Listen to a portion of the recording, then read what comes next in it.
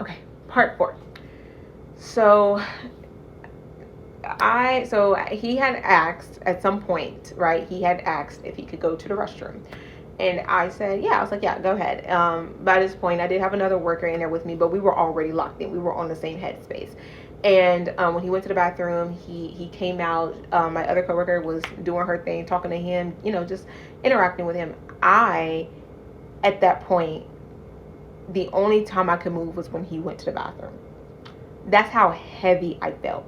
I felt every bit of hate, hurt, evilness, that literally everything emotionally and spiritually that held that kid captive.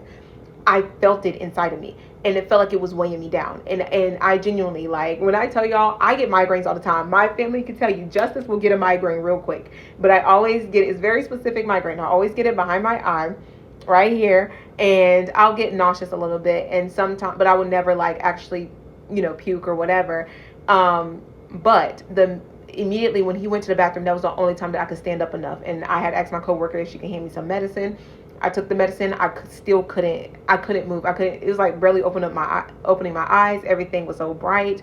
I felt so discombobulated, and so I went and met with the other workers, and they came in. The guy was taken care of. It was an amazing. He got the help that he needed, and I'm so grateful. But I had to leave because I couldn't be in the presence there anymore. And so when I left, I went upstairs. They took me into an office, and I immediately, like, as soon as I got in there, I had to run to the bathroom, and I just let it out. And I remember, like, having my head between my legs, and I'm shaking, and the whole thing, I said, God, I'm just praying, like, praying for this kid. I don't know what was going to happen. I don't know what happened. Honestly, I don't care to know.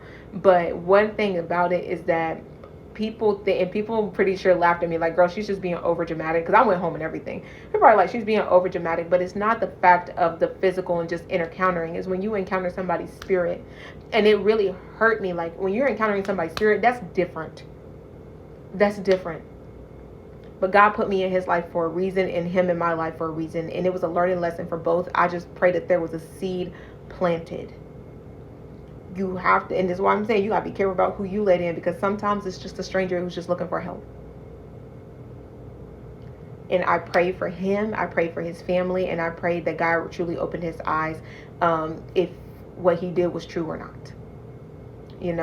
So that was my little encounter, and it really threw my week off for a minute, but God is good, and just continue to trust in him, and remember, protect yourself. Pray for God for that discernment.